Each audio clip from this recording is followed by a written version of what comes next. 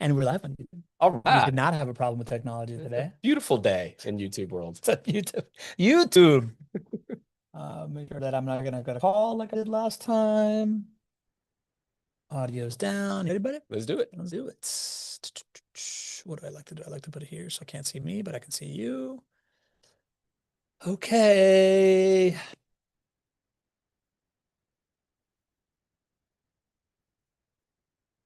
Welcome, everyone to the Jacksonville Q2 quarterly market.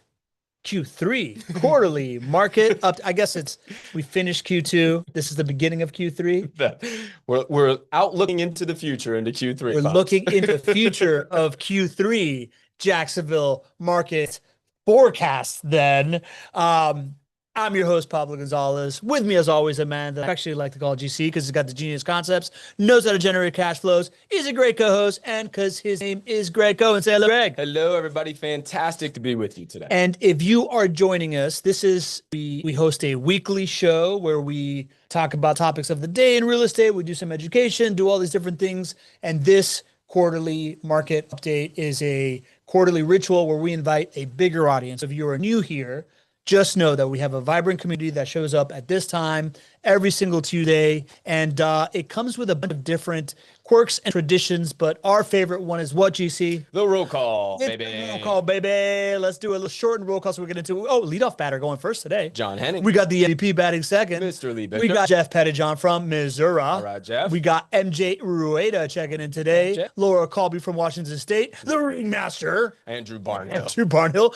The early bird is in the house. There we go, Dean. Mr. Dean Curry. Il Maestro's in the house. John Williams. From Long Island, New York. We got the KOB King of the Beach. Christopher Lee. We got Lita Song from Minnesota. We got our regulars, Gary and Rosalind Riley from Marietta, California, who we regard you. We got the Shaw man of the community, Nadeem Shah. And our favorite smile from the Pacific Northwest, Miss Pamela Myers. And we're going to cut the roll short, but this is what we do every single week. That being said, if you are new to this because you got invited here specifically as a longtime client that hasn't been on the show before, or maybe you're thinking about buying JWB properties and you're here to see what the market is doing, the value is in this chat, right? Like all these folks that are here, we've got the numbers are close to 90 folks here, and they're all investors like you. So ask questions, get to know each other. The resource here is a lot of it is the human connection happening inside the chat. But you see, this is also the show that you really kind of like think about for a while. You prepare for a long time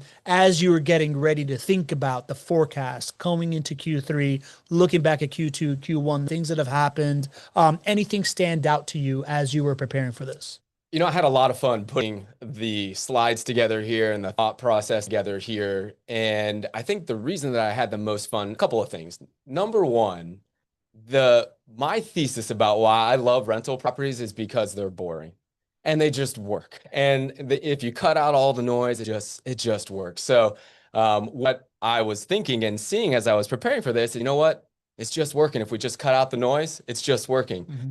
But I think the reason that I was a little bit more excited this time is because it doesn't take maybe just believing what I'm saying or understanding the theory here. Now you're actually seeing it play out in the numbers here. So I'm excited to share those numbers. I think the call today is probably going to be a little bit more number heavy than we do routinely on these quarterly calls. And part of that is because we're seeing this playbook play out. The same playbook that JWB has been investing in for 20 years and that many of you as clients have been investing in for 5 years, 10 years, 15 years. That same playbook is playing out. So excited to share it with all of you today. Speaking of the playbook, MVP Lee says he likes the microphone placement and the studio looks great. If you don't join us every single week, this is the new studio here at JWB World Headquarters in downtown Jacksonville. Greg and I are not AV experts, so we have been testing this thing. We're peaking right now. We're peaking in technical capacity, and from here forth, I think we've got it figured out, man. Knock on wood. Yeah, knock on wood. Knock on wood. Not to call my shot. That being said, you see, to your point, right? Like this idea of new to the market updates this quarter. I think emphasis on the numbers. We've heard a lot from people that what they come for is these numbers. So sometimes we like spend a lot of time on headlines and these different things. I know that this is being listened to by people beyond our audience, people that want to get to know Jacksonville. So we're going to go right into the numbers for you. We're going to dive deep into that. And then we've got a couple of updates on just like overall topics, things you need to know about. Things you need to know about. So let's dive right into it right now. Let me share the screen. And there we go. Okay, cool. I'm still doing that thing, right? Okay, so Q3 2026 real estate market outlook.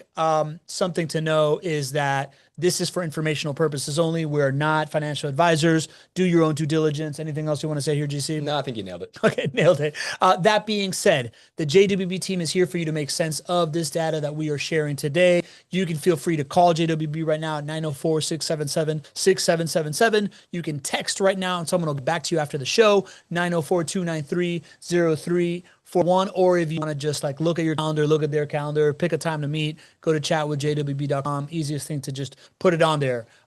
Let's start with the actual snapshot. GC, I see a big, bolded normalization thing here. I think you describe it as back to boring, which is your favorite thing. Tell me more about this. Normalization. And normalization is a concept that we introduced years ago.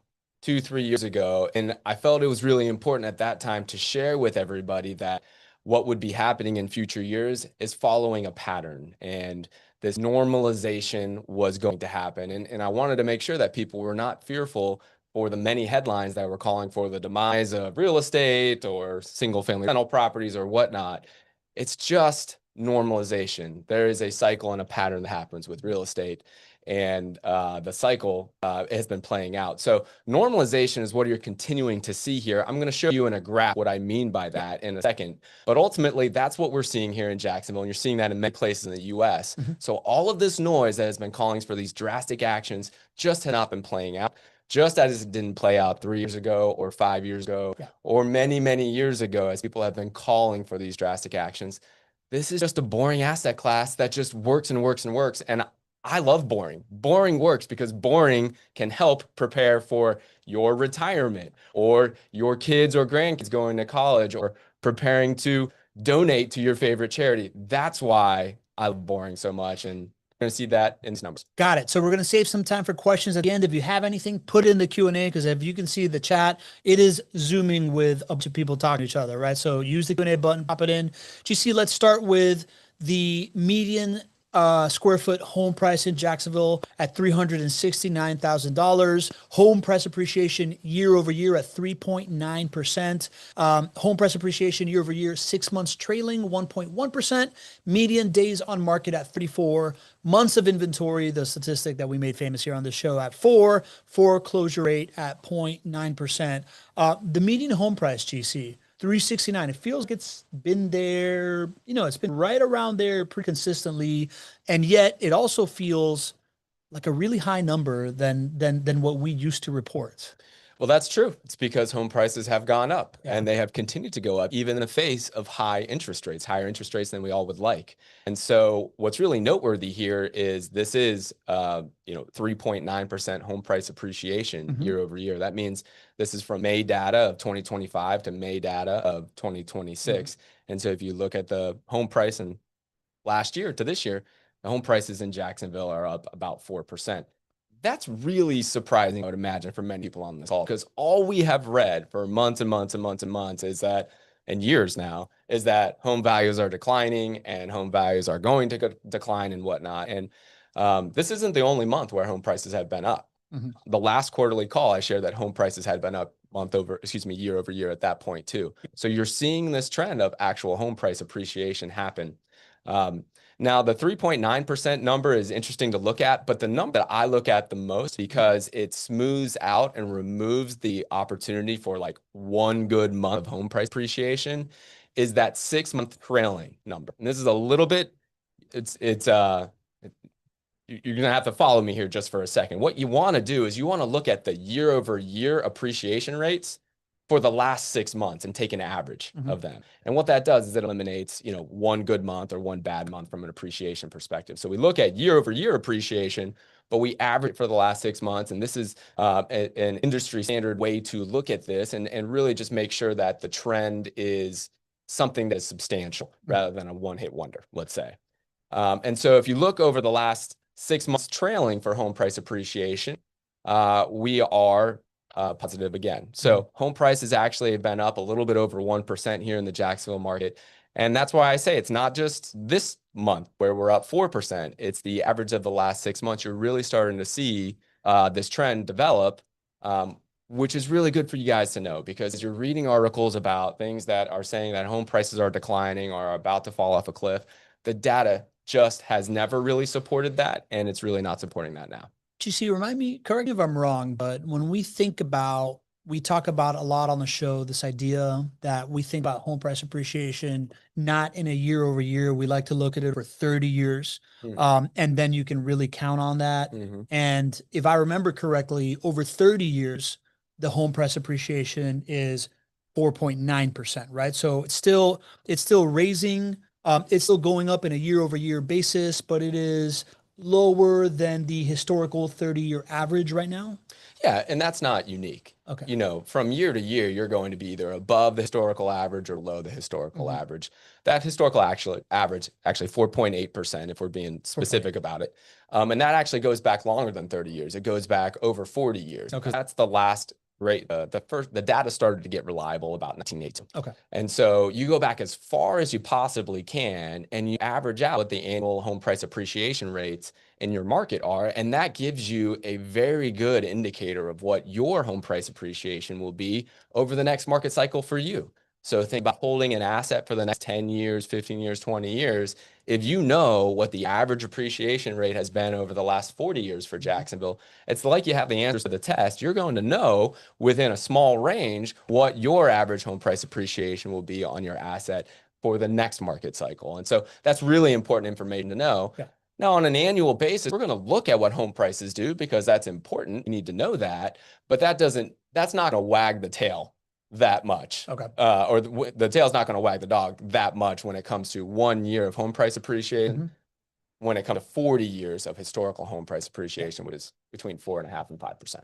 And again, audience here is buy and hold rental property investors. So we talk about this idea that you're not making a 5-year and less decision here. You're making a 10+ year decision here. And when you look at it in 10 to 20 years, we're going to expect to look back and see this blip, 3.9% appreciation year over year, but overall smooth out to about 4.8% appreciation over that market cycle, right? There you go. Got it. All right. So then let's talk about, let's go a little deeper into this year over year, 6 months trailing 1.1%. Does that mean that in 6 months it's gone up 1.1%? So the rest of the year would have gone up 2.8%? Or is it like just go a little bit more in detail of kind of like that delta between the 3.9 year over year versus the year over year 6 month trailing? Yes, absolutely. So this month, compared to 1 year ago. Okay.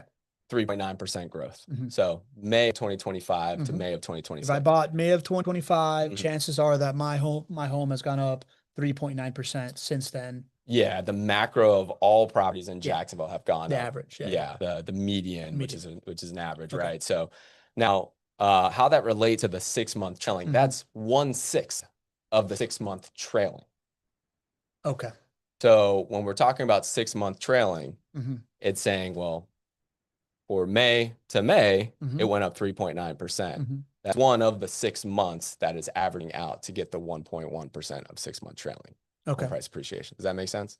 So it's not what you were thinking originally. It's not like you can subtract those and. Yeah. Let's just talk it out then. So May to May was 3.9%. That means that April to April, the other 5 months before that would have been lower than 3.9% if the average is 1.1%. Yeah, exactly. So essentially, this is where we're at right now. One could say that if I'm looking at it graphically, then there's going to be an average of 1.1%, but this since we're at 3.9%, it feels like a tilt up within that mean. So that is true. So maybe this looks like acceleration, at least in the short term. Exactly. Okay. Yes. Interesting. All right. Cool. Good to look at that. Median days on market. Again, this is sales data, right? So this is how long a house gets. If I list my home, my home gets sold within 34 days kind of thing, a little bit over a month. That seems super normal. A month to sell a house. Very normal and low compared to historical standards. Yes. 34 is lower. It's lower than it was the previous month and the previous month before that. And we're actually going to compare it here to other times. But again, really fighting this narrative. It is not hard to sell your house in Jacksonville today. It is not a market where you cannot sell a house or that you have to expect a price decline to sell your house. It's a normal market. Normalization is what we're experiencing for those who can cut through the noise here. Got it.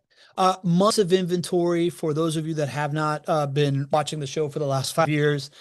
Explain that statistic real quick, GC. Yeah, absolutely. We want to have a leading indicator for where prices are likely to go in the near term, say over the next 12 months or so.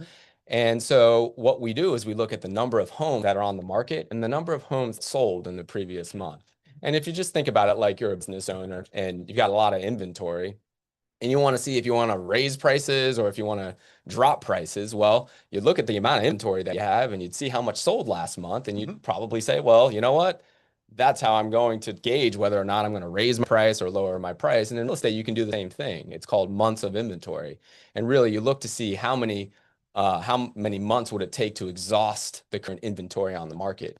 And what history shows us is a number between 4 to 6 months of inventory is below the historical average for months of inventory. 6 to 7 is average for historical months of inventory. And average would lead to average home price appreciation, which over the last 40 plus years, 4.8%. There we go. Yeah. So that's 4.8%.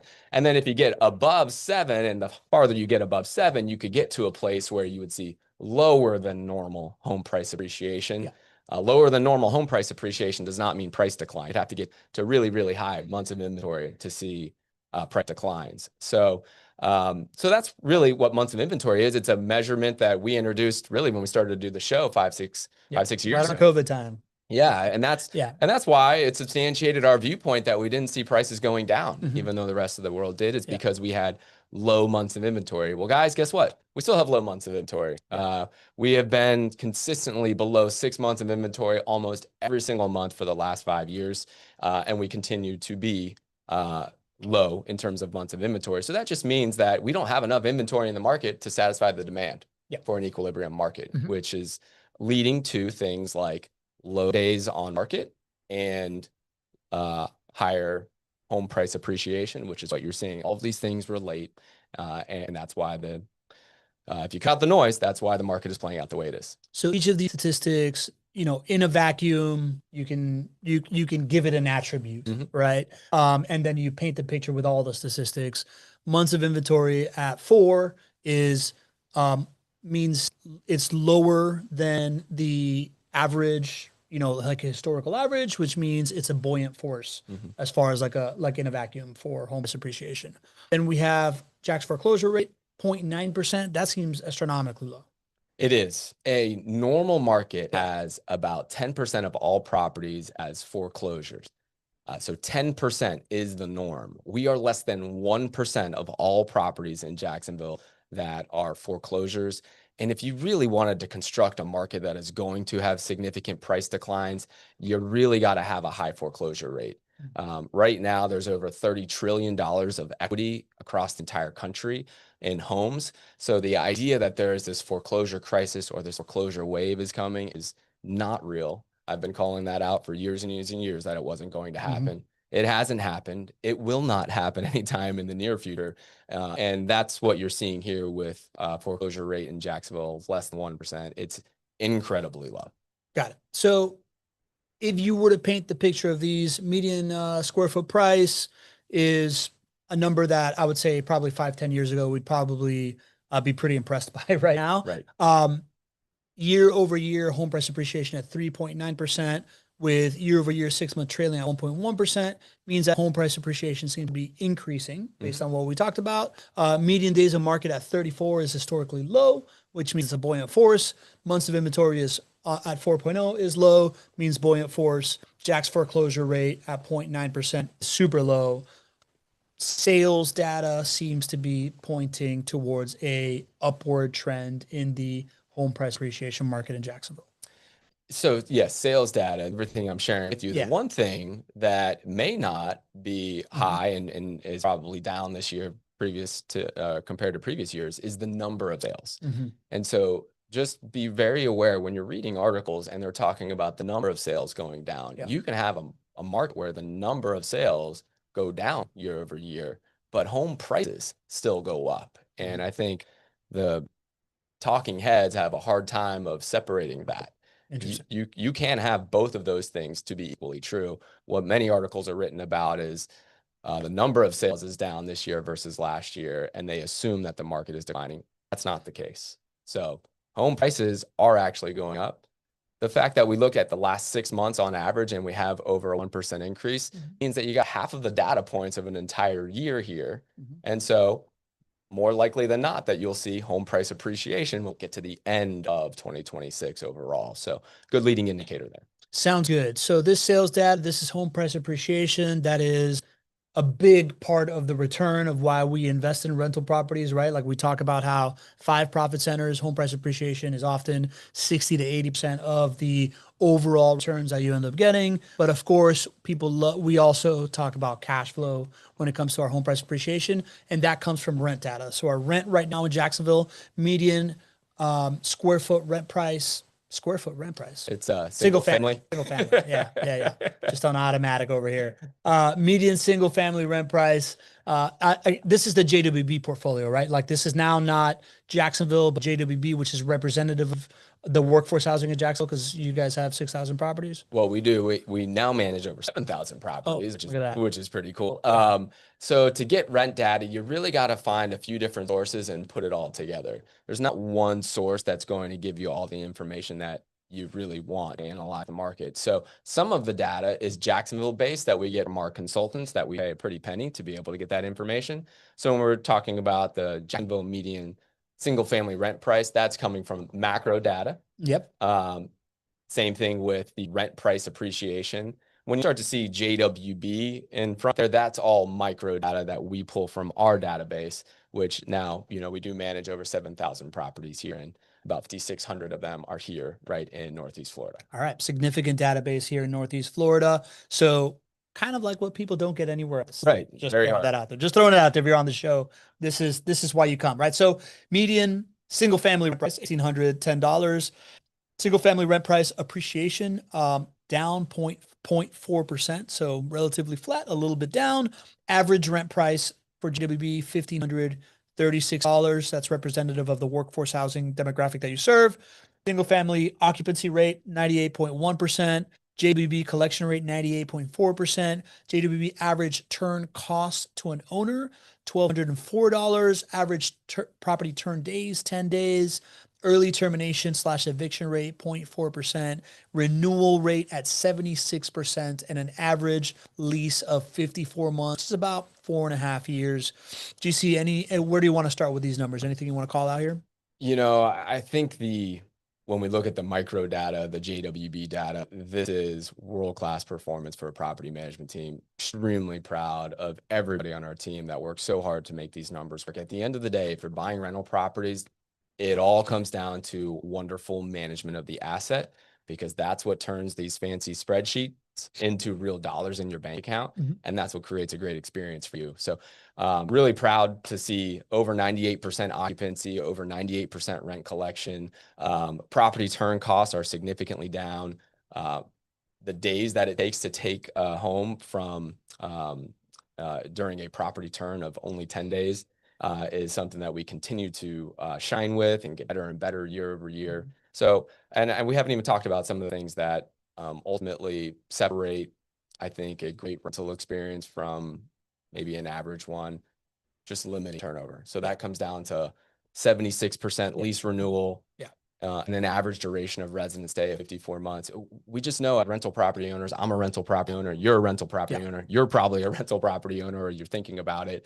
The biggest pain point for you comes down to property turn, maintenance costs, vacancy costs. You have additional fees that you pay, and it all happens. You get punched with a property turn. And so we have constructed our property management to defer that as long as possible, and we invest in the relationship with the resident, and that's why residents choose to renew at such a high rate and stay for such a long time. And the benefit goes to the owner and your returns on investment over the long haul.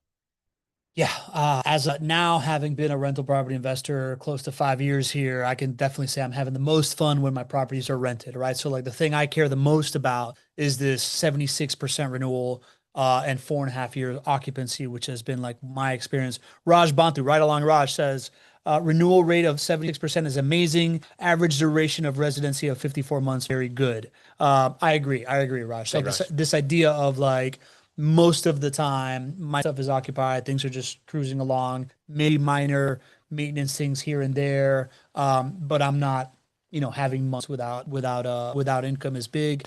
Let's talk about the average turn on property days for 10 days. I think when I first read that, I think, oh my gosh, like a resident moves out and I have somebody in 10 days. That's not what that means, right? Like this is essentially saying from when a resident moves out to it is rent ready for somebody to like look at it. And if they want to move in tomorrow, they could. That's 10 days. And that's essentially kind of like a minor renovation / glow up of the property that's needed to take it from like one family living there to another family living there, from the moment they move out to getting owner approvals, to getting budget approvals, to getting contractors in, to get it done, to like inspecting it and be like ready to go. That's 10 days, right, GC? Exactly right. Yeah. Okay. And that's more than $1,200 worth of work. So when we talk about the property turn cost to owner, that would be the total amount of the work minus the security deposit, which is forfeited back to the owner. So the net cost to the owner is $1,200. So your total cost of work for those average of 10-day jobs is probably $2,500 to $3,000 worth of work, which is typically coordinating a number of trades. So to be able to knock that out, carpet, whatever it is, right? To get that all done in a week and a half is something that we're really proud of. Oh, cool. Average turn cost of $1,204. So basically you're saying that that's like, there's a security deposit that's somewhere around $2,000. The average rent for JWB is $1,536 here. So that is the average security deposit that is held on your behalf as an owner. And when the resident moves out, we of course do an inspection and we determine what damages are caused by the resident. We follow all of the processes that we need to, and ultimately that security deposit is forfeited back to the owner. And so that decreases the net cost to the owner, and that results in about $1,200 net cost to you as an owner. Okay, awesome. And I was just gonna say the collection rate, like I'm talking about kind of like having a property unoccupied is the most painful moment. So we're minimizing that piece, but that only works if you're actually also getting rent when it's collected, right? So 98.4% collection rate. Man, that seems really, really high. That is I've gone through very few months in my experience as a JWB investor where rent isn't coming in. It was maybe during COVID, like stuff like that. So that seems to be like a super, super high number where almost everybody is essentially getting their paid on time. It's something we're really proud of.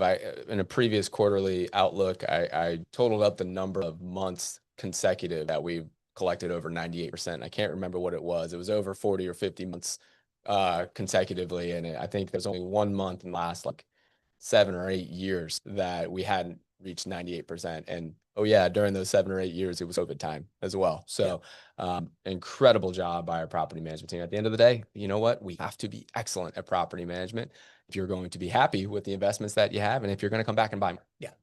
And occupancy rate of 98.1% being different than rent collection rate. I assume that occupancy rate means homes that have a family in it based on the entire portfolio, right? Like homes that are occupied. Rent collection is within those occupied homes, 98.4% of rent is rolling in on time. Exactly. And then let's talk about this average rent price versus median square foot rent price. Does that mean that JWB is charging under market rent?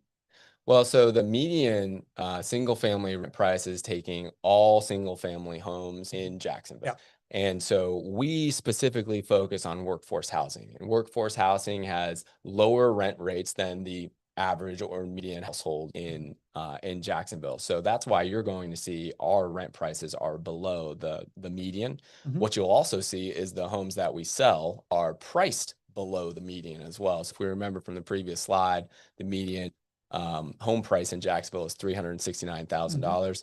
Well, the average turnkey property that we sell is priced at about $235,000. Yeah. So you're going to see lower on the price, and then you'll also see lower on the rent, but that rent to price ratio is actually a lot better. It sounds like it checks out, right? If it's like 330 is the average price, 230 is the average JWB price. That's a much bigger swing than 1,800, 1,500, right? Yeah, exactly. Okay, cool. So this is emblematic of workforce housing, right? Like this is catering to that 70 to like 120% of median income. These are working class neighborhoods, and that's what rent is at for the JWB rent price. Exactly. Awesome. Let's talk about the negative number here, GC. 0.4% rent appreciation. Tell me about that. Negative. Yeah. So, I mean, rents have largely been flat. I think the last time that we did this call, I think it was 0.1% positive. And we just talked about, hey, listen, in the environment that we're in right now with costs across the board rising and affordability being an issue, it's limiting the growth of single family rents. As well as the impact of the flood of inventory on the apartment side over the last few years. And so we've just expected flat, rents to be sort of flat, maybe slightly positive, and they've been kind of just oscillating between there. So I'm sure the next time that we do this report in 3 months from now, it'll be somewhere between 0.4% negative and 0.4% positive. But ultimately, rents are about flat right now. That tells me that right now, if I have a turn coming up, renewing at the same rate is a win. Anything higher than that is like a super bonus. But I'm expecting essentially kind of like the same rent going forward. In this renewal period. Yes and no. I would say each situation is different, and here's why. And you need to talk to your portfolio manager for your situation. JWB signs long-term leases. So we've signed long-term leases that are, many of them are 2 and 3 years. And so there may have been a year where we held rent constant because they signed a long-term lease or a 3-year lease. So it might not just be year over year rents that we're talking about. So there might be an opportunity to increase rents. The same might also be just because rents are basically flat in Jacksonville right now. That doesn't mean that every rent is flat. Some are rising in some neighborhoods. Some are declining. That's how averages work. So it is possible for your specific situation for us to recommend and say, hey, you know what? I know it was rented for $1,500 last time. We're going to recommend $1,450 right now. And for almost all of our owners who may have that situation, just think back to what the original rent was when you bought the property. I almost can guarantee you it was a lot lower than $1,450. So understand that no investment goes like this, always, always, always. And rents can do the same thing. You can absolutely win if your rent is $1,450 today. It was $1,500 last year or 2 years ago, but you started buying the asset at $1,200 for your rent. And that's a very similar situation for a lot of our owners. Okay, sounds good. Mike Foster says, can you clarify again the average turn cost to owners? That is there an average amount that the departing resident gets back on the security deposit versus the average amount that the deposit gets retained by the property owner? You know what that granular? I don't know what the average percentage of the security deposit returned to the resident is. I don't have that data. I can write a note and maybe come back to you on that one. But ultimately, just rough math. If the rent is $1,536, security deposit is equal to 1 month's rent for almost all of our residents. So just ballparking it, if the average cost to the owner is $1,200, the majority of residents do have a portion of their security deposit withheld because they've lived in the home for 4 or 5 years and something broke. And so the majority is withheld. So I would estimate that the average cost for a property turn somewhere around maybe $2,500 feels about right. Okay, makes sense. And then put another thing for you to write down. Chris Gonzaga, KOB, King of the Beach, asks, what's the average cost per owner yearly, including all costs? Is that a statistic that you have top of mind? Maybe we can add that to the next. I'm not sure I understand the question. The cost to owner? Average cost per owner yearly, including all costs. I would say if I'm thinking about that, and I'd think about that, it's like, what am I paying into my property yearly as an average by owning the property? Are we talking about just maintenance costs? I would say, yeah, I guess there's a couple of different ways to skin that thing, right? Maintenance costs, property management fees, but I guess it just comes out of rent, right? So it was the KOB who asked that? Yeah, the KOB. KOB, just let me know specifically what you're thinking about. I'm going to write down average maintenance cost.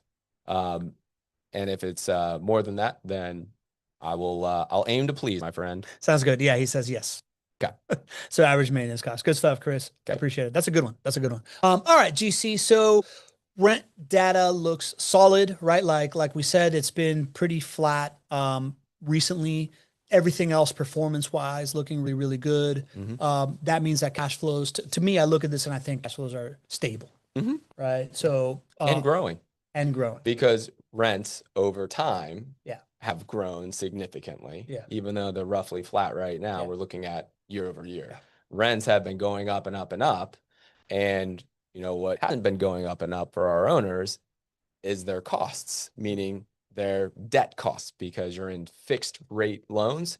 And so the majority of your costs stay stable. And over time, rents go up and up and up. So this is, again, playing out like we expect. The model is playing out exactly like we need it to ensure that we hit your financial outcomes. And speaking of what we expect, the normalization, this is a graph that we come to often, right? The Jacksonville median home price over time. We see here the Great Recession and the bubble being illustrated, and this like run up that we've had post COVID. And this is another very visual representation of normalization. Yes. This kind of like flat up and down pricing points that kind of like stay in the same place. And now we find ourselves for the first time in a while, kind of consistently underneath this trend line of 4.8% appreciation down here for January, for like this part of the market cycle. What does this mean, GC? Well, so this is normalization played out like you were mentioning. And specifically what I mean by normalization is the actual median home sales prices should hug that trend line. And so they're going to be slightly above and slightly below. Now, we've seen some unique things in the last 25 years. Mm-hmm. And there have been some very large times when we went way above the trend line, Mm-hmm. and then equally went way below the trend line. That's not normal. That was the Great Recession. Yep. So what is more normal is what has been happening, especially for the last few years, 2 years, 3 years, just we predicted. You're going to see us continuing to hug that trend line. And what that means is when you are above the trend line, you would expect to see lower than normal home price appreciation until you cross the trend line. And then you go a little bit below the trend line, and then guess what happens? You start to see higher than normal home price appreciation to catch up with the trend line. And we just are starting to see that higher than normal home price appreciation, or approaching normal home price appreciation here year over year. But over the next market cycle, that's what we would expect to see, is higher than normal home price appreciation if we're going to catch up with that trend line. Got it. As I see this visually, I know that you and I have been talking about that you like comparing this thing to 2019, and we're going to get into this. But it really does, kind of like look like if you look here in 2019, kind of like position it is in relation to the trend line, feels very visually similar, GC. Yeah. And so I started, as I was going through the numbers here and I was trying to use this as a teaching opportunity, I was like, you know what? There's a lot of noise out there in the system right now about home sales and interest rates and whatnot. But if we cut away the noise, what's another time that we looked at? We said, you know what? That you and I hear on the show all the time. Oh, I wish I could go back to X date and buy more. I wish I could do this, right? 2019 comes up often, and that's because that's before the world changed. That's before COVID. And it's also because there was a lot of home price appreciation after that. So I said, you know what? Let's go back to May 2019, compare it to May 2026, and let's just cut the noise away and look at some of these metrics. So this was a fun little trip down memory lane for me, and I wanted to share it with all of you. But if we cut the noise away and we look at May 2026 and we compare it to May of 2019, you'll see a lot of similarities here. So, Pops, you want to read these for me? I got the camera in the way there. Yeah, I got you, man. So May 2019 had year-over-year home price appreciation of 3.7%. 2026, we just went over 3.9%. The trailing year-over-year 6-month, May 2019, had 2.6% home price appreciation. May 2026 has a trailing of 1.1%. Median days on market, May 2019 were 39. Median days on market, May 2026, 34. Months of inventory, May 2019, 2.7. Months of inventory, 2026, 4.0. Foreclosure rate, May 2019, 4.9%. and 2026, 0.9%. How many articles were written in May of 2019 about this impending foreclosure crisis? Couldn't find any. Yeah, I don't know. 4.9% is half of what a normal foreclosure market is. So just, again, real data here to show you that some of the wild claims about foreclosures are just off the rails. But look at everything else there. I mean, it is really similar. We're lower for days on market than we were in May of 2019. Months of inventory, we're still below 6, or right. I mean, it was 3 and now we're 4. And you can see the appreciation numbers are very similar. So just encourage you, stick to the facts, cut all the noise away, and this model just works. There is nothing to be concerned about with this model working. Yeah. And it just works. We just have to cut the noise away. It's really interesting because we've talked about it conceptually a lot, how you're comparing things to like 2019, 2018, and to kind of like look at just like visually here on just median sales prices versus trend line, and then visually here on all these other data points and how like strikingly similar they are. You know, some are a little higher, some are a little bit lower, but overall it looks very, very similar. And to think that this feels like normal, right? Like I would assume that 2019, we weren't doing the show. Like we were talking about doing the show at the end of 2019. Right. But I would assume that everything's business as normal back in 2018, 2019, 2017 for JWB. Oh yeah, absolutely. It was. I mean, and it was a message of normalization and invest in this thing because it works in the long run. And a lot of the same things that I say really every week, and I'm saying here today, are the same things we've been espousing for 10 years, 20 years. Got it. So we're going to compare kind of like your takes from the last couple of shows to this one and go back into these numbers. But for now, a couple of the headlines that have been really standing out. The biggest one was this 21st Century Road to Housing Act. GC, you want to kind of just give us a preview of like catch us up to a timeline on this thing. So President Trump made headlines in January of this year when he said that he wanted to ban institutional ownership of homes. And that started this process, which has ended with legislation that's called the 21st Century Road to Housing Act. Now, the institutional ban has gotten all of the headlines. There's a lot of other stuff that has become a part of the legislation. And we talked about this last quarter. It was important to talk about them because I wanted to bring you up speed. So we'll do a little bit of that here. Yeah. But there was one really important part of the legislation that I took a really big stand with you guys and said, we got to change this. Which, you know, for anything political for me, it takes a lot to say that. I try to keep it apolitical here. But this was something that was really going to hurt affordability. And so I have a good update for you on that. Cool. Goal of the legislation. Goal of the legislation, noble, right? We want to be able to keep housing affordable enough for working class Americans, multiple kind of like paths towards this thing of increasing the housing supply, reducing red tape, talking about how like control institutional investors from like affecting the market, modernizing housing programs, increasing oversight and accountability. At the end of the day, all these things, pretty good ideas, especially increasing housing supply is kind of like the base thing of this thing. But the thing that you took this like stance around was this ban on institutional investors, you see. Well, to me, it's getting the biggest headlines when it comes to this thing, and it has the least impact. Yeah. I want affordability for all. The way that you do that is you solve the supply side of this. So you build more homes, you cut the red tape, you increase density. This is getting all the headlines. So I wanted to point it out that just how little impact it's going to have. Just for everybody's knowledge, institutional investors currently own less than 1% of all U.S. homes. You can see that here in the numbers. So if you are putting a ban together to solve a big problem, this isn't the problem solved because there's less than 1% of all U.S. homes that are owned by investors. And if you look at it today, investors are actually selling more than they are buying. They are net sellers, which means that they're actually creating inventory on the market. So if there was a time to do this, it would have been many years ago. The time now makes people feel good, I guess, to stick it to the man, which I certainly get. But at the end of the day, we need to be focusing on other things if we want to accomplish our goal, which is affordability. Yeah. So number wise, not very significant of their effect on the market. And what they were trying to pass was this idea of like making them sell in under 7 years if you're bringing forth these markets. Yeah, this is the big thing. So everybody, I think, was looking forward to this bill and legislation coming because it had the potential to really increase affordability largely on the supply side. And for me, my personal opinion was like, the narrative on the institution is what it is. It's fine. It's not really going to have an impact. So I don't really care one way or another. Yeah. But that was before this 7-year rule was instituted. So the House got a chance to put their legislation together in February.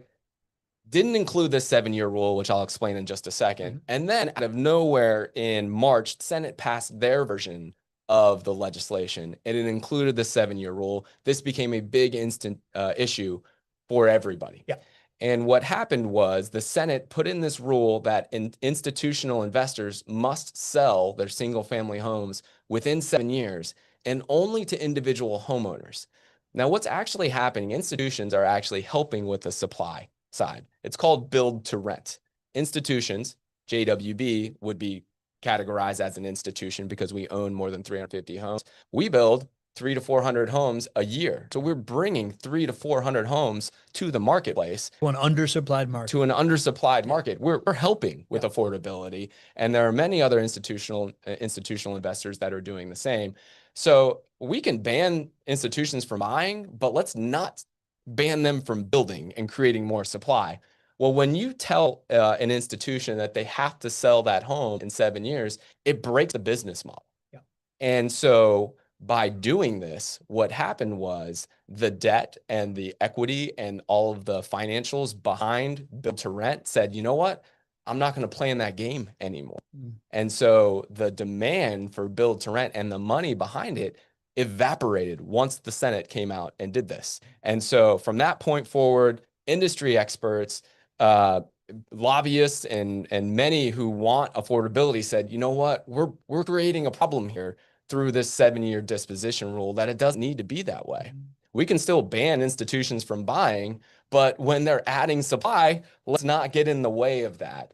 And so, yes, here's John Burns, who's a wonderful consultant that we work with. Yeah, they got some good advice, right? Like the experts were basically saying, not a good idea. House went back, fix this bill. There we go. So that's the big update here, that the House did fix this with their version. And they removed the 7-year disposition rule. They created exceptions, which were previously there, which allow institutions, JWB being one of them, because we do own over 350 homes, to do build to rent or to build our own new construction homes and to renovate to rent. And there is no 7-year disposition rule in the House's legislation. Now, the Senate and the House have to come together and do reconciliation and make sure that they have one uniform bill. So we're waiting on that, but we're very hopeful that, and it's looking like that 7-year disposition rule will be eliminated, which will get us back to, I think, what we all want here, or legislation that creates more affordability and really helps the problem, not hurting the problem. Got it. So sounds like there was I wouldn't say we dodged a bullet there, but there was a bullet coming and the bullet just got kind of deflected a little bit. We're going to see what ends up happening, but it is one of the rare instances that I see you kind of like give like very clear advice on what's good and what's bad and what's actually going to like help the overall state of the housing market. And it sounds like this 7-year rule is unequivocally bad in your eyes. So be informed about this thing. If this thing passes, that's not in anybody's best interest, not real estate investors, not renters, not resident, not like homeowners, stuff like that. Yep. It's going to harm it.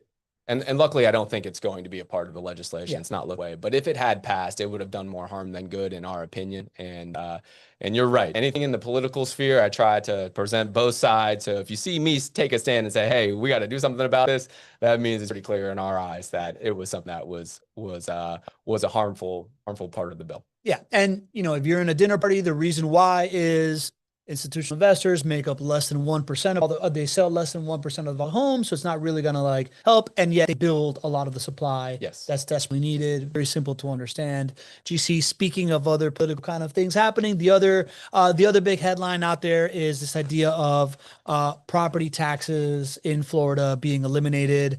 It's been quite a ride, right? Like it's been from a, hey, this feels like a circus stunt, to like, hey, this looks like it's getting some steam, to now it's something we're really, really talking about. GC, catch us up. It's caught us by surprise as far as how quickly this has gone from an idea presented by the governor on some videos and social media and things, to now it is going to be on the ballot just 16 months from when the story started to take shape. That's incredibly fast, and it does have large, wide-ranging effects for us here in Duval County and Jacksonville, across the state of Florida, and I think across the country as well. This is, the governor is very strong in proposing that we reduce and potentially effectively eliminate property taxes for primary homeowners, homesteaded homeowners here. And there's pros and cons, which we'll go through in a couple of minutes here. But ultimately, today, homeowners have up to a $50,000 homestead exemption on their primary residence. Mm-hmm. And the legislation that will be on the ballot will increase that homestead exemption to $150,000 in 2027, again to $250,000 in 2028, with a future goal towards effectively eliminating property taxes. This would make Florida the only state in the country which has no state income tax and eventually would have no property taxes as well. So you could see that would be a claim that governor would like to be able to make to increase population growth in the state of Florida. Sure. So it sounds like there is plenty of argument between supporters and detractors of this thing. Sounds like there's a lot of truth on both sides, right, GC?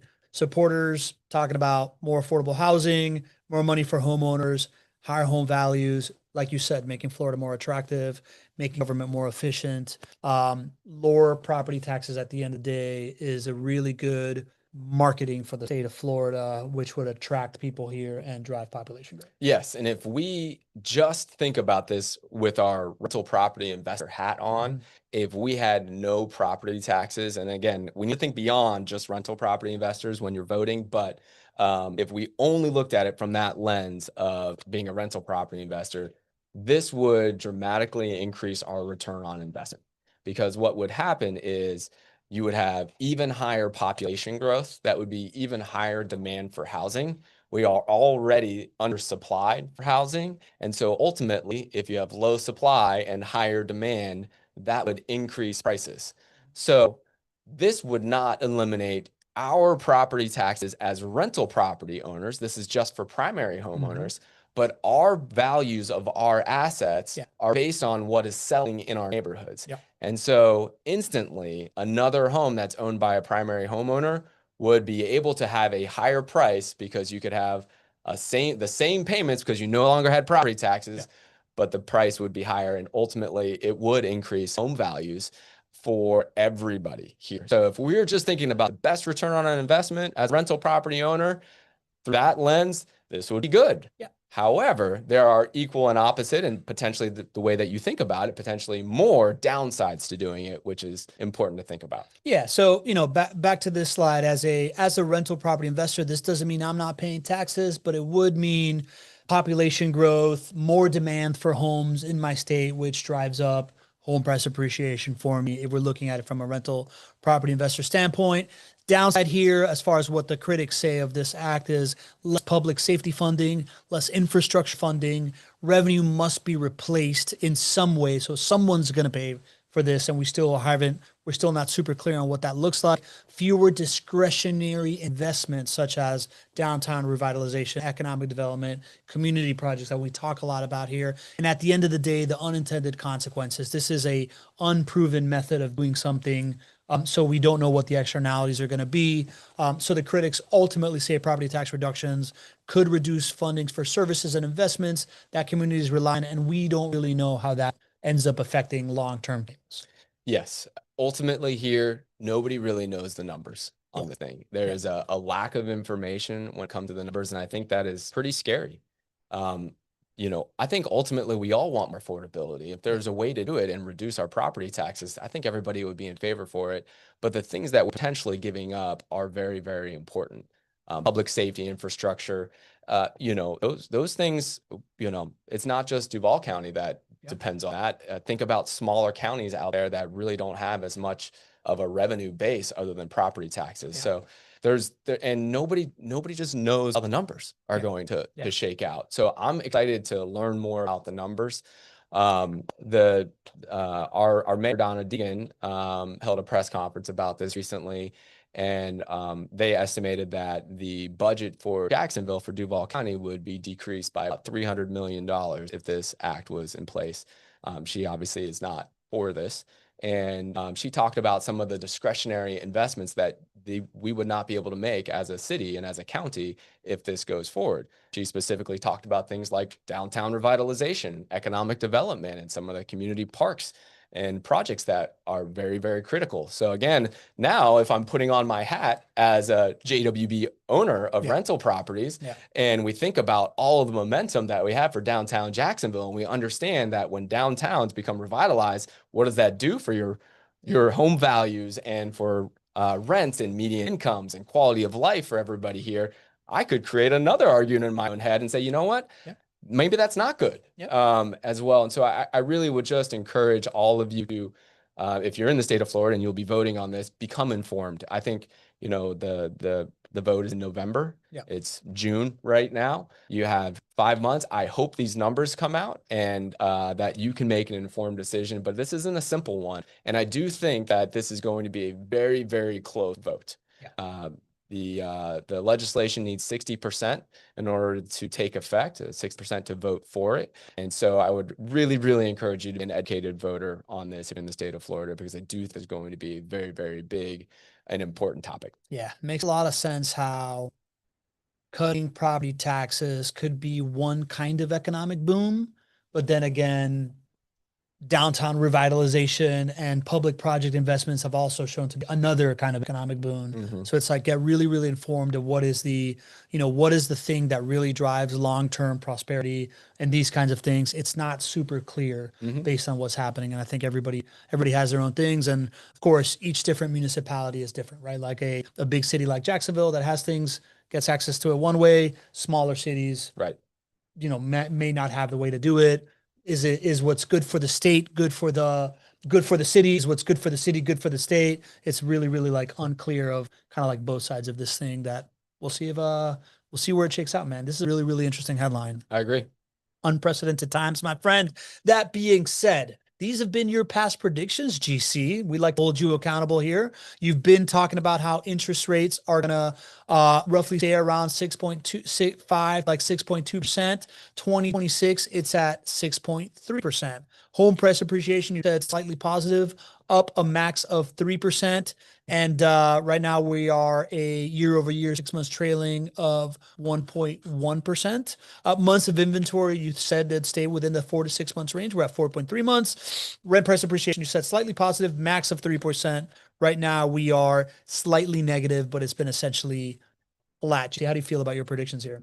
You know, I feel pretty good. I mean, predictions are, you know, when you're making predictions about an asset class that is really consistent, it's a little bit easier to be right. Yeah.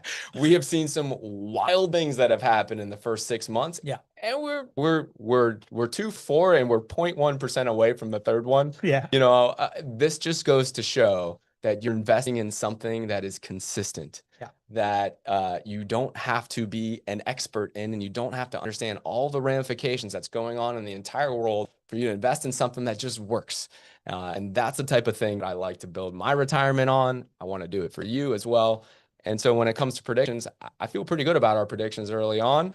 Absent of some wild and crazy event, I think we'll be pretty close. Might not hit them all, but probably 3 out of 4. I'd say we'll be pretty good. I mean, I think it'd be pretty fair to say that interest rates might be different if we weren't in a global oil crisis right now. Right. Exactly. I feel pretty good. And inflation didn't tick up there. I kind of look at this stuff. I'm like, man, this is pretty impressive. I give credit to, I would say, like, one part you being a super smart guy, one part you being definitely a real estate expert, probably about 3 parts the fact that, like you say, real estate gives you the answers to the test ahead of time. This is an extremely stable asset. We've seen all sorts of haymakers being thrown at real estate in the 5 years that you and I have been doing this show, and it just continues to chug along with a surprisingly high floor and delightfully high upside when you do it right.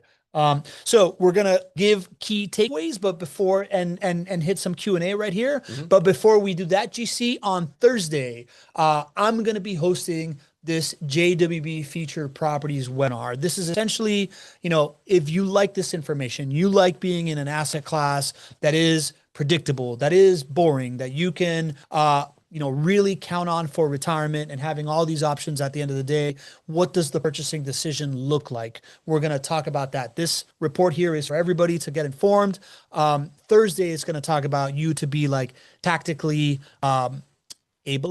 tactically enabled There we go. to make a decision of, do you want to grow your portfolio right now? We're going to go through available actual Jacksonville properties, expected returns and performance, property details and rent info, and why these certain properties stand out. So we'd love to have you there. I'd love to have you there because this is something new that I'm going to be doing without GC. I'm going to be doing with Kate, who is one of the founders of the show. Yes, right? She is. She's been on the show before, and we're just really going to go through purchasing decisions. As you all know, I'm a rental property investor myself. I'm looking at expanding my portfolio myself. I've got some pointed questions of new construction, renovated construction, what are interest rates doing? Should I cash out, refi? These kinds of things. I'm going to go through it from the investor standpoint in a purchasing decision. So click on the link in the chat that Joanna is sharing right now if you want to register for that. Would love to have you there. Would love to have the community there, just asking the questions that you always ask, being really smart, being really like special to everybody that joins.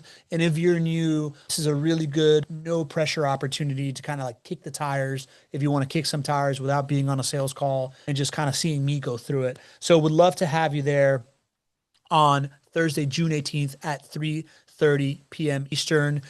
Send an email to marketing@jwbcompanies.com if you want to find out anything. Do you see you got anything to add? Let me just make sure, just because you're registered in here right now, that doesn't necessarily mean that you're registered for the Featured Properties webinar. Correct. So if you're not sure if you are or not, go ahead and click the link in the chat, or just send an email to marketing@JWB Companies. But if you're not sure, just go ahead and register. Again, there's no harm in doing that, but I did want to make sure you know that, and it will be a different link than the link that you clicked on to get here. Correct. So all of our regulars, you have the same link every single show on Tuesdays. This will be a different one. So again, if you're not sure, click the link in the chat, register, or email marketing@JWB Companies and look for that separate link for you to be there on Thursday. Again, would love to have you there. This is going to be a new thing for me in the studio with Kate. It's going to be a lot of fun. I think it's going to be a concept that we continue to do. I think this adds value to the purchasing decision. Shows kind of like edutainment, right? Like we're educating. We're not being very salesy. I think there's people that come here and sometimes they have these very pointed questions that we don't always have time to get into it. We'll have time to get into those questions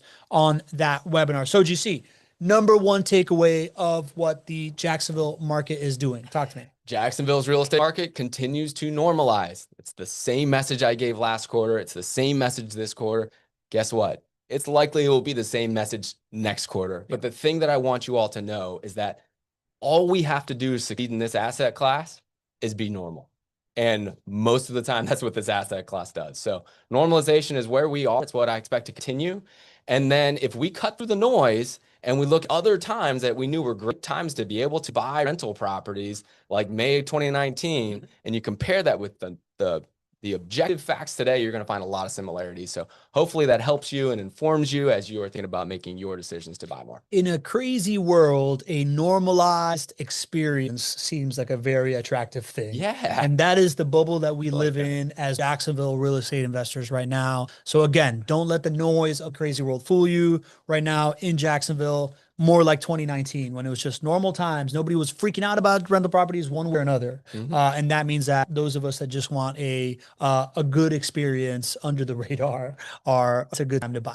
Takeaway number two, new housing affordability act. Talk to me, GC. So the narrative of the bill is all about the institutional ownership and banning that. That is likely to pass, meaning that is likely to be a part of the legislation. Just know that that actually has very little impact on institutional ownership and affordability. There are a lot of other good things in that bill that can do some really great things for affordability, but it is critical that the exemptions to that legislation include being able to do build to rent, being able to do new construction, being able to renovate, and eliminating that 7-year disposal rule. We feel pretty good about that legislation moving forward without that, but just keep it on your radar. And if it sneaks back in, we need to get very loud about that being removed because that's going to cause more harm than good. Yeah. Affordability bill intention good. That one provision, the 7-year disposal rule that's meant to choke out institutional investors. If you're at a dinner party, institutional investors do not make up a significant part of the market, so it's not actually going to help. And they actually build a lot of homes, and we have a deep supply need. That's really the long-term effect. Takeaway number 3, GC. Yeah, this property tax debate is hotly contested. I would encourage you to be an educated voter if you're in the state of Florida. It can be both ways. Lower property taxes could boost affordability. and housing demand and real estate values and your return on investment as a rental property investor could also do the opposite because we don't know how the numbers are going to shake out, and the benefits could be outweighed by the costs and the loss of local government revenue, potential decrease of city services, and specifically community investments, things like downtown revitalization efforts and incentive programs and the parks and projects that we have been investing in. Those things are on the table. So get educated and vote. And we're going to see how this thing shakes out. It is a monumental vote. Important vote, understand the nuance. We're not going to tell you exactly what to do here on this show. This one is a little too political for us to get involved, but really, really get informed if you're in Florida. And make sure that you get your opinion out there, GC. Speaking of tax-free stuff. How about that, huh? Tell me about this little thing you got going on, buddy. Yeah, so this is really an opportunity for anybody who is local or somewhat local, or if you want to fly in. But we're going to be hosting our Jacksonville tax-free real estate investing tour. It's going to be on July 24th, free to attend, and space is limited to 50 people who would like to attend. We're partnering with Inspira Financial, which is a self-directed custodian, allows you to take your retirement accounts and invest in real estate. So we're going to have an expert from the Inspira team. I will be there. I'll be sharing the story about JWB investments, rental properties, and how it relates to the downtown revitalization. So think about it. For anybody who was on the summit, it's similar to that type of an experience, but you're going to get that downtown walking tour, and it'll be here on July 24th, so you don't have to wait another year if you missed out. So would love for you to attend again, July 24th. The link is in the chat. Joanna has put that in the chat. Thank you, Joanna. Appreciate that. If it is something you'd like to attend, go ahead, click the link in the chat, register, or you can just send an email to marketing@jwbcompanies.com. Friday, July 24th, downtown Jacksonville tour is not to be missed with everything that's going on there. Plus, Inspira Financial, great partner of the Not Your Average Investor community. I'm a client. I think you're a client of Inspira Financial as well, right? So find out about tax-free investing in your retirement account. Last but not least, if you want to talk to the JWB team, call JWB 904-677-6777. Text us at 904-293-0341 or go to chatwithjwb.com. Hop in, look at the calendar, set up a meeting. GC, you got some time to handle a couple of questions here? We got to say thank you to everybody for being here. If you do have to go, I know we're a little bit over. Thank you for being here. This is super fun to be able to share all these insights with you, and you guys make it possible. And yeah, let's hang around and answer some questions for those who can stick around. Okay. MJ Rita, who, by the way, MJ said he's been talking to Kate. He's looking at acquiring his first couple of properties. I'm sure you're going to be on that webinar. I look forward to seeing you there, my friend. And he's asking, I believe when looking at JWB properties, you are quoting a 4.8% home price appreciation. How do you calculate that and square that against this data, right? We were talking about 3.9% home price appreciation. I'm looking to put 30% down, get zero cash flow, and all my eggs are in that appreciation basket right now. Okay. Let's take a couple of things. Answer the question first, and then let's talk about the last comment there. Yeah, I have it there in front of me. Okay, perfect. All of your eggs are in one basket here. So how do we get the data? Well, we go back and we look at what has been the average appreciation rate for the last 40 plus years for the market here in Jacksonville. And you can do this in any market out there. But you go and you look over as long of a time period as you can, because you want to see what the average home price appreciation rate has been. That's your expected home price appreciation rate over the next market cycle. If you have 40-something years of data, you've got a couple of market cycles there. Well, it's very likely that if you look over the next market cycle, 10 to 20 years of ownership, your home price appreciation on average is going to be there as well. And so that's what we do. That thesis is what guides our investment thesis overall. And that's what's helped to create over $300 million in profits for all of our clients over the last 20 years. So that's what you're plugging into. It is data-based and it is objective. And every year we get the new home price appreciation rate, and then we just use that and we adjust what the average appreciation rate is per year in Jacksonville. So that's how we do that. The one thing I just wanted to add, you had mentioned you're putting all of your eggs in one basket. Before you go there, GC, I would just say to MJ, we kind of talked about it on the show, and it was probably before he answered, or like after he asked this question, I just want to point out the idea that, like, MJ, you're looking at making your first investment, right? Like, I would recommend that you are looking at this as a 10, 20-year decision, not a 3, 5, 6-year decision. And because of that's like, for me, I look at this as, that time horizon. It's funding my retirement. It's those kinds of things. So when I look at it as an investor, and I'm actually in a purchase cycle right now as well, I'm thinking, it might be 3.9% appreciation this year over year, but I know that over the length of time that I want to hold this property, it's going to be at that 4.8% appreciation, because all this stuff kind of like repeats and cycles, right? So this is just short-term numbers. Short-term numbers are what drives headlines, like what people really, really want to talk about and what we can talk about year to year. It's not a lot of fun to just say, hey, guess what? The average is still 4.8% Yeah. to do one of these shows, right? So like the difference between what's on the pro forma is based on the criteria of purchasing this thing, holding it for a full market cycle, which is what I'm pretty sure JWB is telling you should be thinking, because that's what they were telling me as well. Whereas the number from today is just like, this is the year over year thing in a snapshot. And it's a really great point, because 3 years ago, 4 years ago, 5 years ago, we saw 10% home price appreciation, 15% year over year. And that's what we're talking about on the show. Yeah, exactly. Right. Yeah. And what number did we put on our evaluations?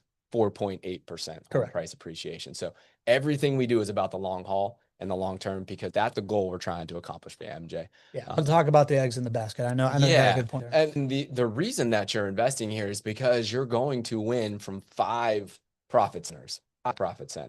And those are net rental income, tax savings, principal pay down, home price appreciation, and inflation hedging and inflation profiting.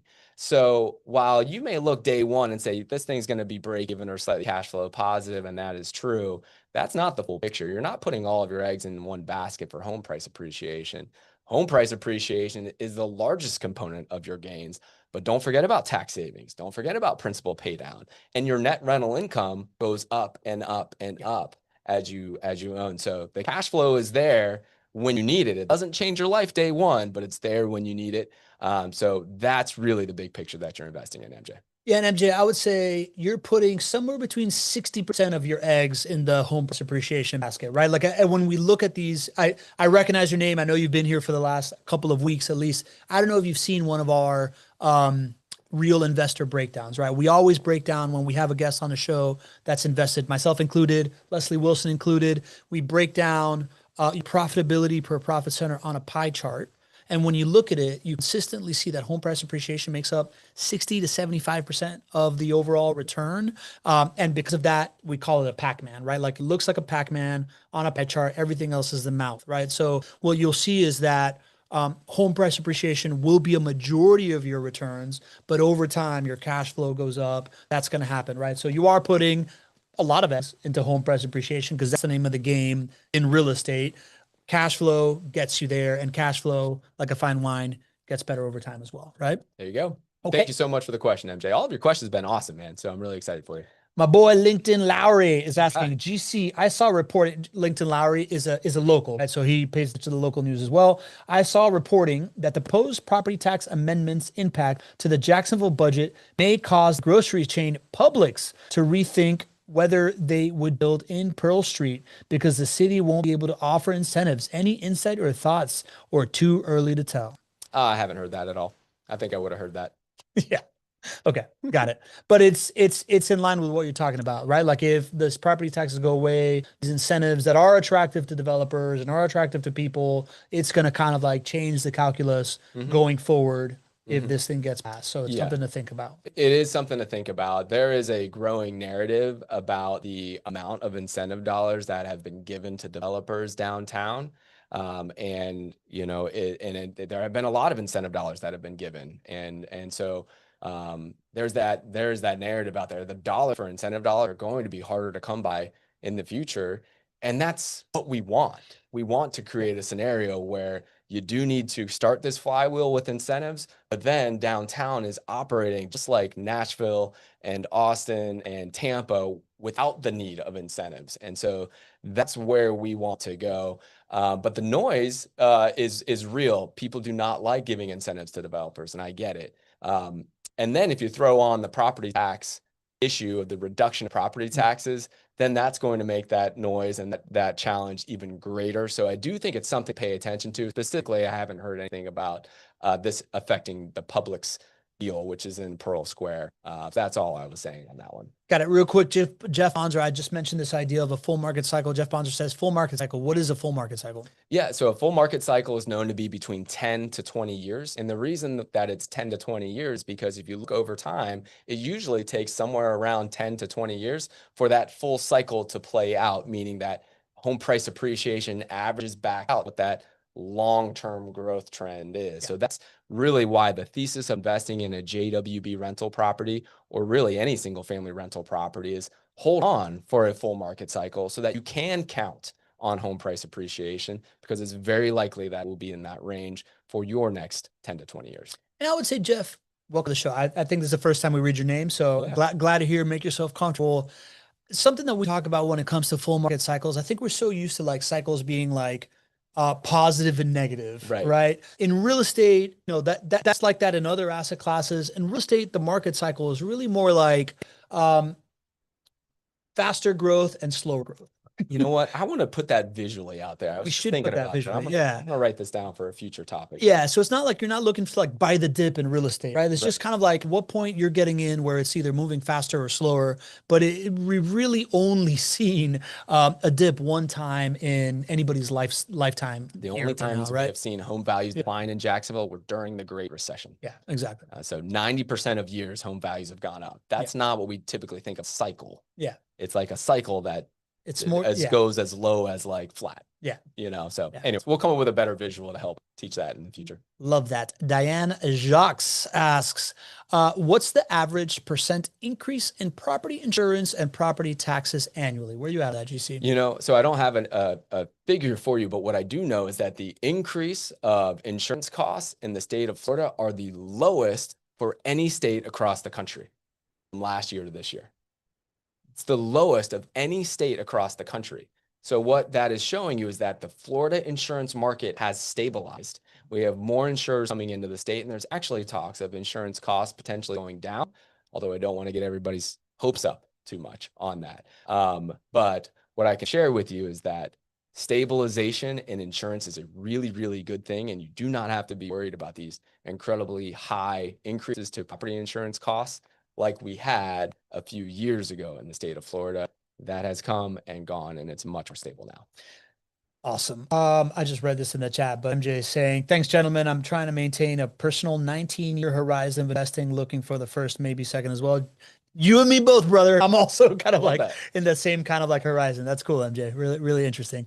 MVP Lee says, does JWB have to sell 50 homes to become compliant with new rule? No, I'm glad you asked that.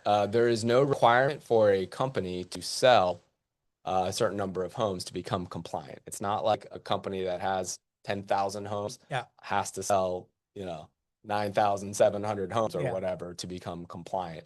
That is not required. So that's important. If there were forced sell-offs, then that'd be totally different. That could be totally different. That's not discussed at all. Yeah. So again, I think, well, maybe Lee is saying in order to avoid that 7-year rule thing, you might be able to sell 50 homes and be under that piece. Sure. Yes. Not something, I think you and I have talked about this, and it's just not something that's like feasible for you guys, right? Well, I'm operating from the place that I don't believe legislation is going to pass that includes that 7-year disposition rule. Yeah.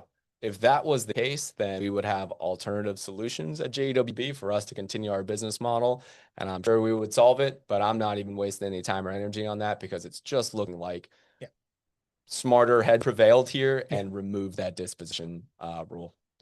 Mike Foster is asking, is the governor still saying he would not make up lost property taxes on the shoulders of rental property owners? He actually is not planning on doing that. They have come out and said that is not the plan to do that. And it's also not on, there was something, I can't remember the percentage, but there was something specifically about not putting it on business owners as well. So they're very, very specific about not putting it on additional property taxes for rental properties or rental property owners. And also there is a limit to the amount of taxable increase on businesses as well to try to prevent some of those actions. Interesting times. Mountain Man Billy Green asks, I'm past the 3-year refi penalty. I'm just going to move this over to my screen. I'm sorry. Attaboy. I'm past the 3-year refi penalty period for my properties. Is it strategic to try to refi, find a lower interest rate, and go with the same underwriter, or just shop it around right away? Also, I have roughly 50% LTV on all my properties. Should I speak with a JWB Pro to pull out just enough for a down payment on a new purchase with JWB? Absolutely. We have some really, really cool tools to take that whole discussion that you're going through and to condense it and to give you actionable plans. And we have the tools to do it. I haven't seen them anywhere else. So really just Mountain Man, start with us. Get on the phone with your portfolio manager. We'll be here to support and really create this framework for you. And then specifically to your question, do you shop around or do you use a lender that you've used in the past? We're going to help you there too. In reality, you can use anybody to do a refinance. When you purchase a JWB home, you do need to use one of our approved lenders. And so our approved lenders can help with the purchase as well as the refinance. And almost in every state in the country as well, meaning if you live in any other state in the country, or if you own properties in any other state in the country, you can refinance properties in a different state and use that to further your JWB investment plan. So long story short, we got you covered. Just jump on the phone with us and we'll get the party started. Sounds like it's worth a call, Mountain Man. Good stuff, JC. We went almost a half hour long, which we didn't set out to do, but man, I love these market updates. Love how the community shows up in force for this thing. I love the questions. I hope that if you are trying to make sense of this, if this is a purchase for you, join us on Thursday for this inventory show and start going like really, really through these purchasing decisions. I promise to really put the lens of a purchaser. I'm in that life right now. I am a member of this community and also a real estate investor in JWB. But GC, any final words here? Just thank you. Thank you guys for giving us this opportunity to do this. It's really a blessing to be able to do what you love and to share it with the people that you love. And that's really what this community is. So I love this quarterly routine that we're in. It just seems to be the right amount of time to bring you back into the loop. Your money's in a good hands and a good spot in the right asset class. We're going to keep working hard for you. All right. I also want to point out, we went hard at these numbers early instead of these headlines early because it is what you asked for. So would love to hear any kind of like feedback on, do you like the deep dive into these numbers? Do you like the expansion of the rental numbers? This is all feedback that we've been getting from the community. We continue to do a show for you. This is not for us, it's for you. And you tell us about it based on feedback, based on you showing up every single day, taking an hour today, hour and a half out of the middle of your workday to come here, get educated, be part of the community, answer questions, ask questions, stuff like that. So it never goes unnoticed. Really appreciate you being here and all the good signals and feedback that you give us. Keep bringing them. We're going to keep giving you what you want. And from now